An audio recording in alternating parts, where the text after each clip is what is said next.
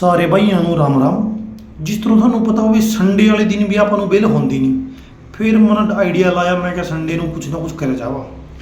तो सबसे पहले थारी भाई ना पैड़ी चक्का पहुँच के चाचे और का, और उनकी एसी में तो पानी टपक रहा था।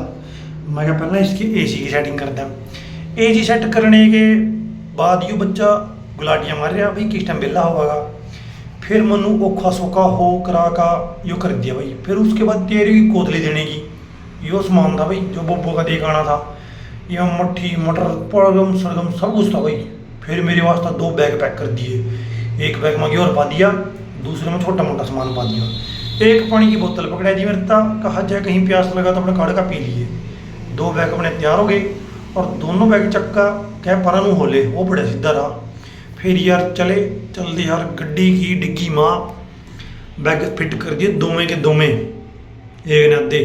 मैं के बीच में कहाँ था होंगे फिरांगे। फिर तेरे भाई ने खिड़की खोलती सार बिच बह गए। बहने तो बाद इसके अंदर मैं चाबी लाने के बाद मैंने सोचा कौन सा गाना सुना। फिर मैं चल गाना फिर देखेंगे, पहला हैंड ब्रेक तार लीए। फिर पहला हैंड ब्रेक तारे, पहला गेर पा के बिल्लो तुर पई गड्डी, दूजा गेर पा के पीछे दूनी हाथ छड्डी। पता नहीं कौन सा गेर नहीं पाया था भाई, लेकिन अपन तो बहुत कुछ पीछा छोड़ दिया था। लेकिन ये भाई धक्का कर गया, यो अपन पीछा छोड़ गया।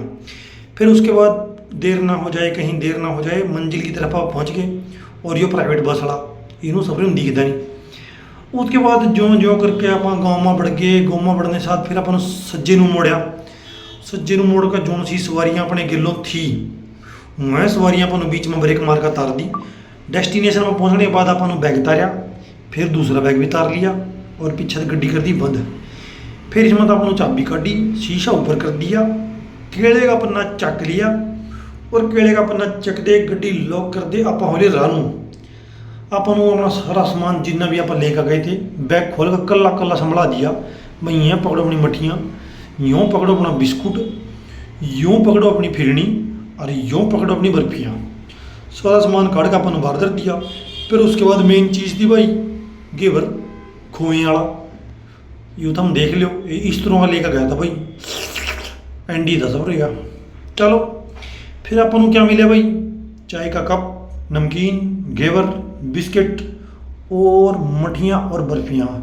बहुत बहुत धन्यवाद दोस्तों। नेक्स्ट वीडियो में मिलते हैं, तब तक के लिए देखते रहें।